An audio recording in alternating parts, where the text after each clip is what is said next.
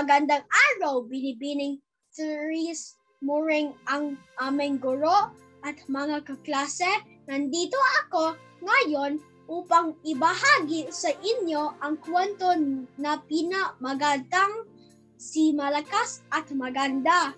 Ang kwento ito ay isang maalamat kung saan pinagmulan ang tao sa ating bansa, Pilipinas. Bago nagsimula ang panahon, ang tahanan ng Diyos ay di masukat na kalawakan.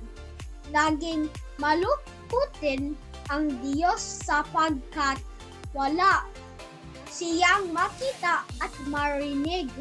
Dahil dito, ginawa ng Diyos ang sanlibutan. Ito ay isang ginintuan at mahiwagang paraiso. Sa paraisong ito, isang araw ang hari ng mga ibon ay lumipad at ginulugad at ang papawirin. Pagkatapos, ikinapay ang matipunong mga pakpak at paimbulog na baba sa kakahuyan. Mula sa malayo, natanaw ng ibon ang mataas na kawayang yumoy ukod sa mahining paspas ng hangin.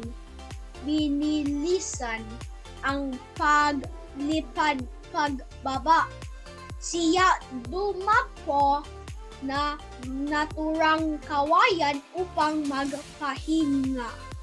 At nadama niya ang maririing katok na nagmumula sa loob ng kawayan. May tinig siyang narinig. Palayain mo ako, o makapangyarihan hari ng mga ibon. Tuktukin ng iyong tuka ang kawayan. Kinapapalooban ko.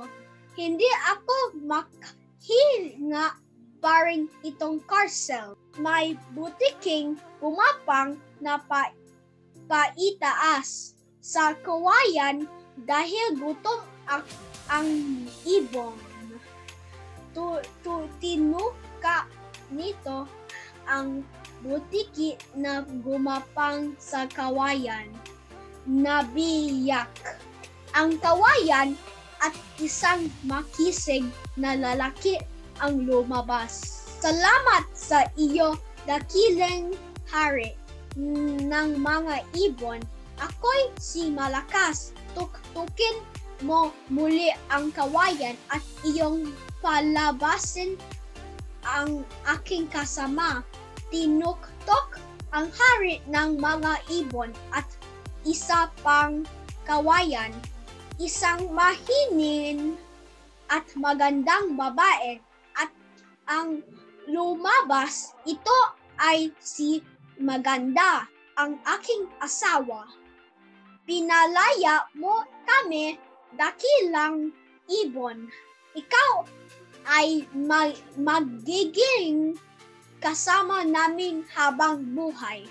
Na Malakas at Maganda ay dinala sa mga pulong luntian at kumikinang sa sikat ng araw.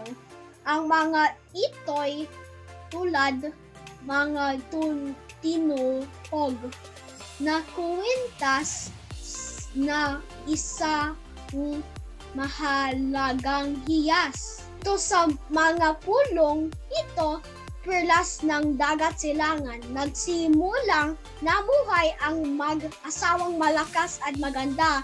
Sila ang ama at ina ng pinagmulan ng lahing Kayumanggi.